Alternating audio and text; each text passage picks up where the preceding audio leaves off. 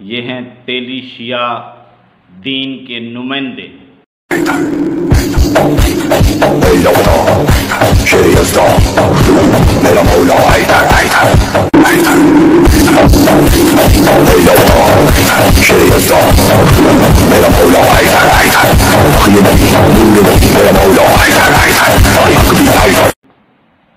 जिस दीन में ऐसे लोग भी नुमाइंदे के तौर पर प्रमोट किए जाते हों तो उसके बारे में कुछ कहना ये बहुत ही मुश्किल बात है, जिसको लोग नहीं समझ सकते। जो लोग इस तरह के नमूनों को दीन समझकर प्रमोट कर रहे हैं, फिर आप कहें कि उनको समझाएं, ये बहुत ही मुश्किल बात हो जाती है।